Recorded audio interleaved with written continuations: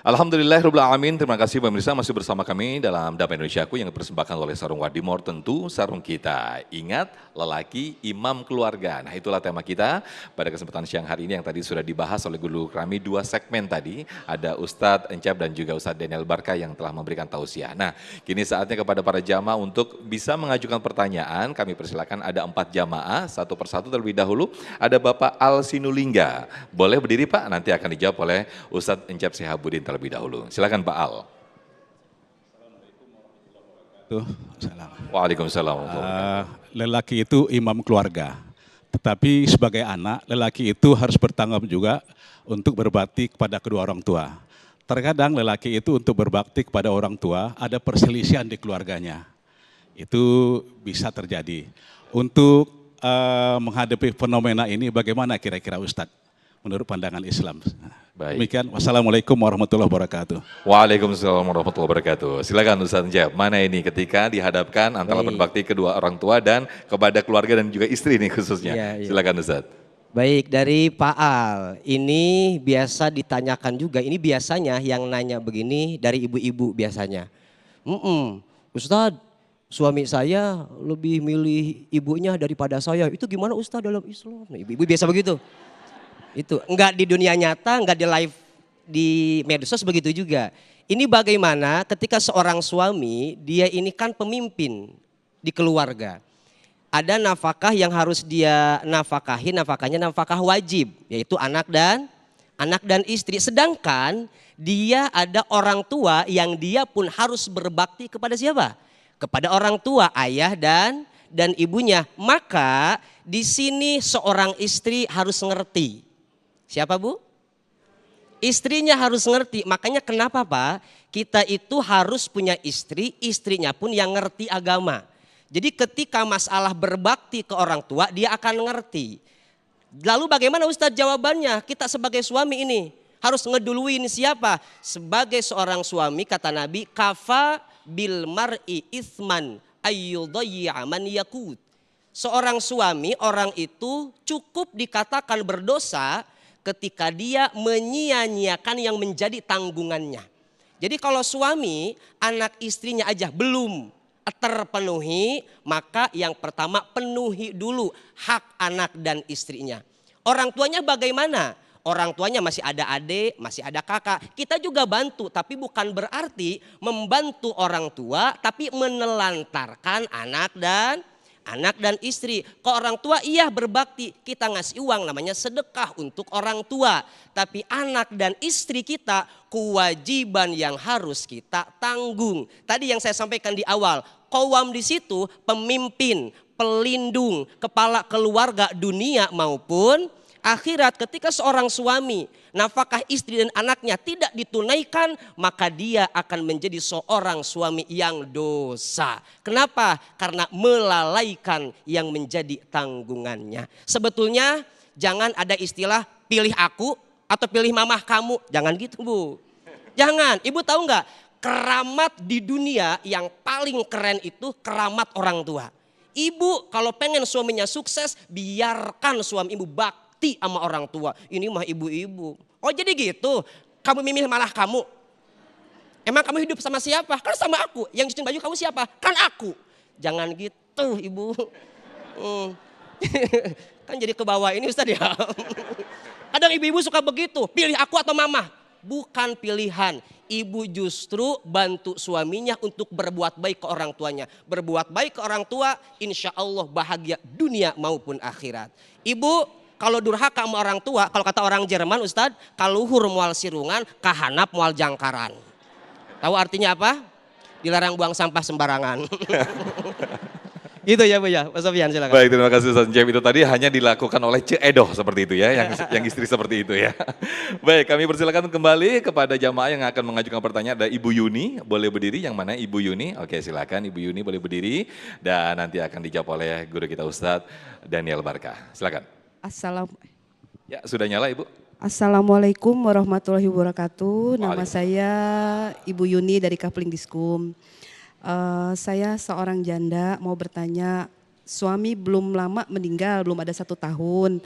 Lalu ada seorang duda ingin melamar saya, mengajak menikah. Padahal suami saya kan belum ada 1 tahun, apakah boleh, bagaimana pandangan agama dan pandangan Ustadz Encep.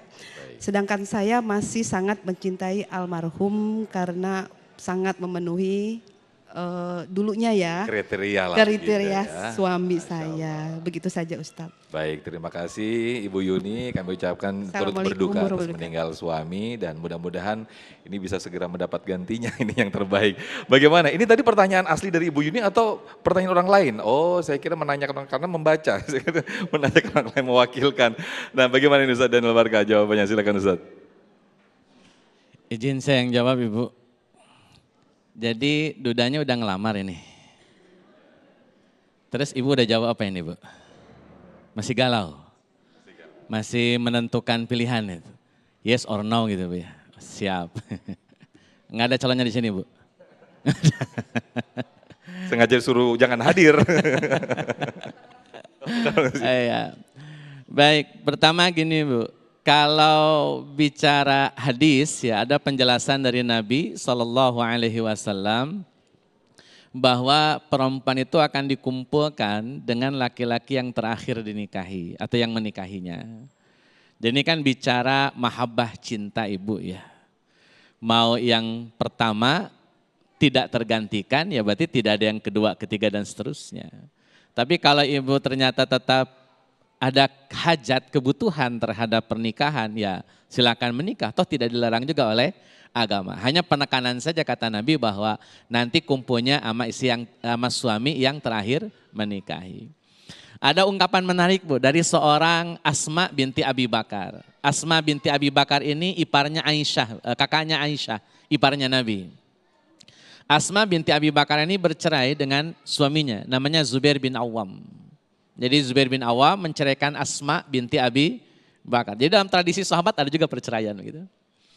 Kemudian anaknya bernama Abdullah bin Zubair Bu, datang ke ibunya Asma ya. Kata Abdullah, Bu, ibu kan masih muda, ibu juga masih cantik lah. Kenapa ibu nggak nikah lagi aja? Kata Abdullah Bu kepada ibunya Asma binti Abi Bakar. Janda daripada Zubair bin Awam. Jawaban Asma.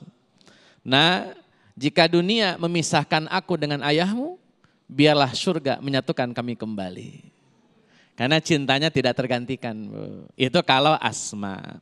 Tapi ya kalau mau menikah lagi juga tidak jadi masalah. Bukan sah-sah saja itu. Kalau memang ada hajat, ada kebutuhan, diyakini bakal lebih menunjang ibadah, menunjang ketaatan, kenapa tidak? Kan jodoh itu rezeki juga Bu. Ada yang dikasih oleh Allah rezekinya 1. Ada yang dikasih oleh Allah rezekinya 2. Ya kan bicara rezeki saja. Bahkan ada yang terlahir sampai meninggal nggak dikasih rezeki pasangan. Bu. Saya punya teman itu perempuan sampai meninggal dunia nggak sempat menikah. Jadi jodoh itu rezeki. Ibu sekarang ada peluang rezeki tambahan. Ibu terima atau tidak? Saran saya ibu istikharah. Ibu wudhu, gelar sajadah sambil doa. Doa istikharah itu cukup panjang Bu. Intinya ada di kalimat ini. Allahumma in kunta ta'lamu anna hadzal amra khairul li fi dini wa ma'ashi wa aqibati amri faqdurhu li wa yassirhu li thumma barik li fihi. Ya Allah, jika engkau anggap bahwa ini baik untukku, untuk urusan agama, dunia dan akhirat. 3 tempat nih Bu, 3 keadaan. Urusan ini baik untukku, untuk duniaku dan untuk akhiratku. Agama, dunia dan akhiratku. Fakdurhuli, maka takdirkan ia untukku. Wa yassirhuli, mudahkan ia untukku. Karena tidak semua yang ditakdirkan itu dimudahkan. Ada yang ditakdirkan tapi susah. Ini takdirkan, mudahkan, dan yang ketiga berkahi.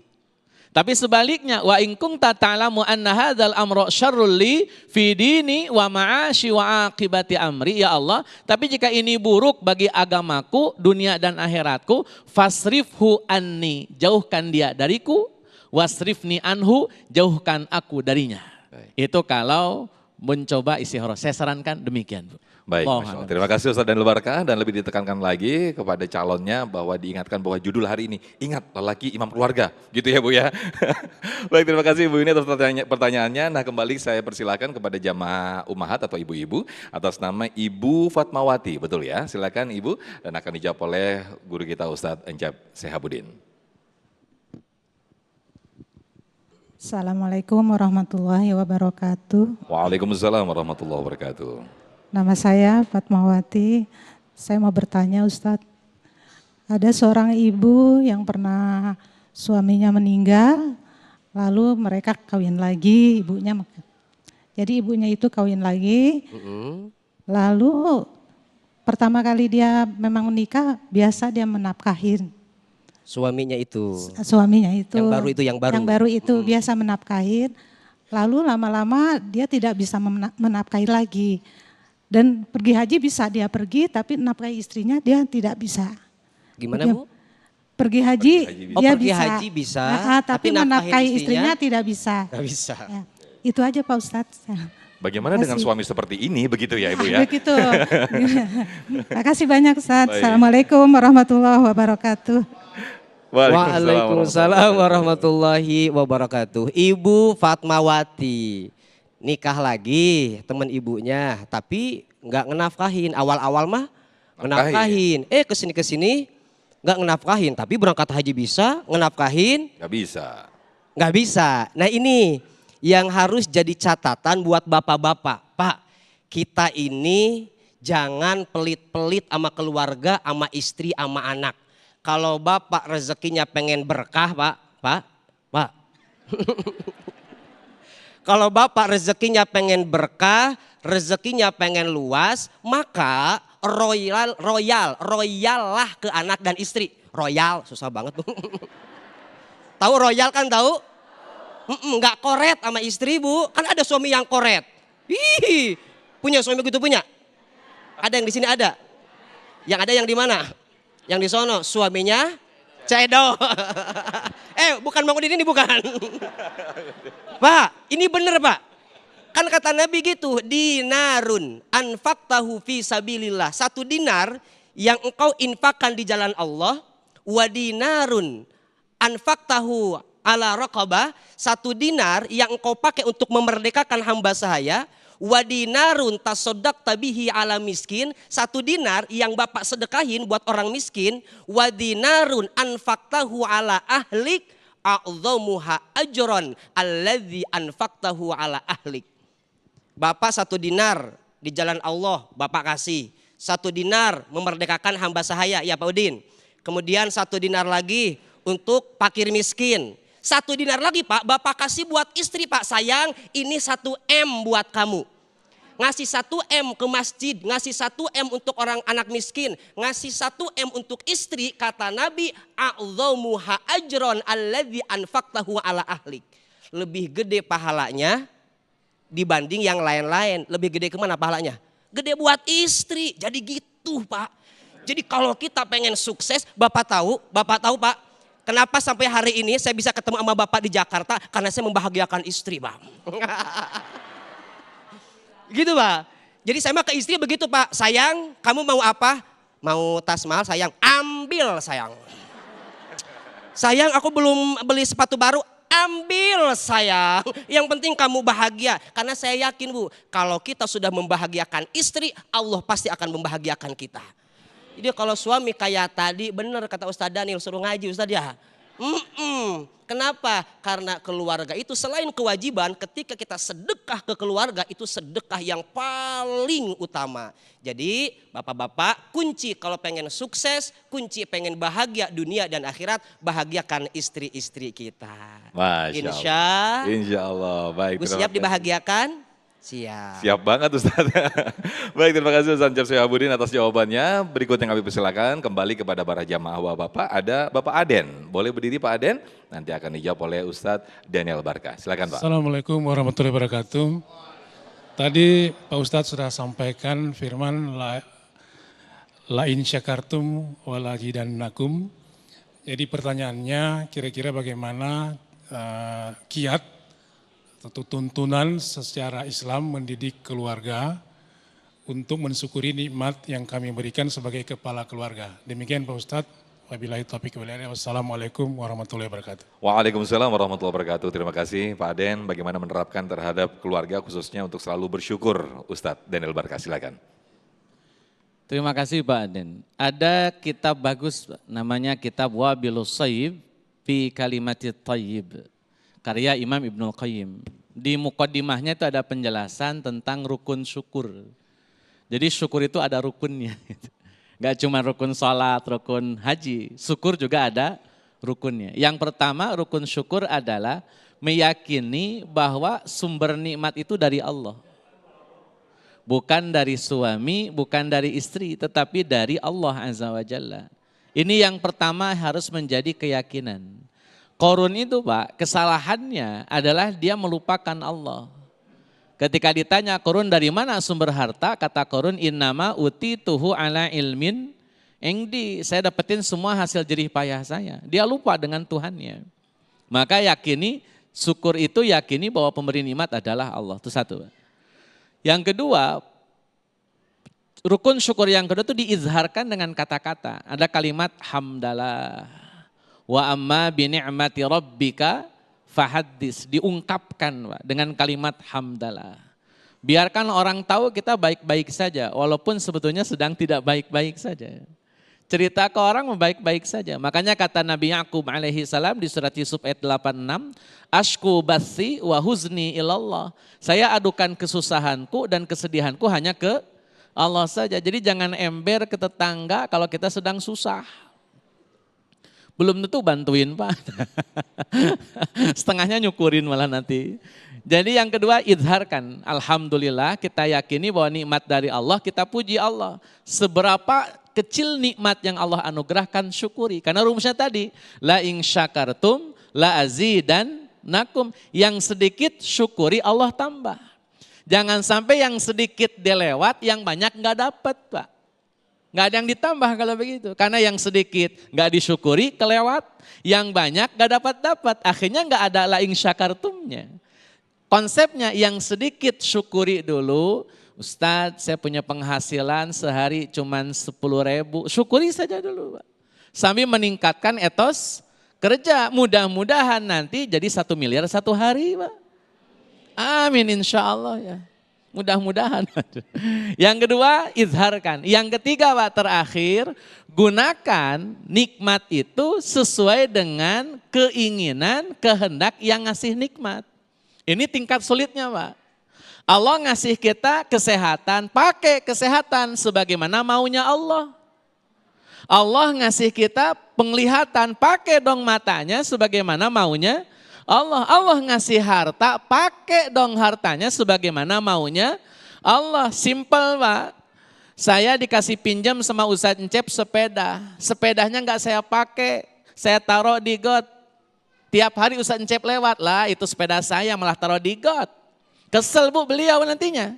Karena saya nggak amanah, saya dikasih pinjam sepeda tapi saya malah menelantarkan sepeda yang sudah diberikan. Allah ngasih sehat, Allah ngasih umur, dipakai maksiat. Apakah gak kesel Bu? Lah itu nikmat dari saya, sehat dari saya, umur dari saya kok malah dipakai maksiat. Maka konsep syukur pada akhirnya adalah bermuara pada gunakan semua kenikmatan yang Allah anugerahkan sesuai dengan maunya Allah. Suami Bu punya nikmat, punya suami, nikmat namanya suami, pergunakan suami, posisikan suami sebagaimana maunya Allah. Allah maunya apa tentang suami kita Bu? Kita para ibu-ibu diwajibkan taat sampai kata Nabi Bu. Kalau ada perempuan rajin sholat 5 waktu, puasa Ramadan, terus taat sama suaminya Bu. Maka kata Nabi, masuk surga dari pintu yang mana saja. Masya Allah. Jadi kesimpulannya pastikan kita menggunakan nikmat sesuai dengan maunya Allah. Termasuk Bapak punya nikmat istri, posisikan istri sebagaimana maunya Allah Azza wa Jalla. Mudah-mudahan itu jadi Jawab. Syukur kita kepada Allah Azza wa Jalla. Baik, Masya Allah, Allah. terima kasih Ustaz Daniel Barka. Satu analogi yang sangat menarik sekali dan juga satu jawaban yang sangat menarik sekali. Mudah-mudahan bisa diterapkan menjadi bentuk kesyukuran kita kepada Allah Subhanahu wa Ta'ala. Nah, pemirsa, selain jamaah yang tadi sudah mengajukan pertanyaan dalam Damai Indonesiaku kali ini, kami juga persilakan bagi Anda pemirsa yang ada di rumah untuk bergabung lewat video WhatsApp kami, video call WhatsApp kami di nomor telepon yang sudah kami cantumkan di layar kaca. Tetaplah bersama kami dalam Damai Indonesiaku. Untuk jamaah yang ingin bergabung bersama kami lewat video call WhatsApp bertanya, silahkan di segmen selanjutnya untuk bertanya. Jangan kemana-mana, kita akan kembali setelah yang satu ini.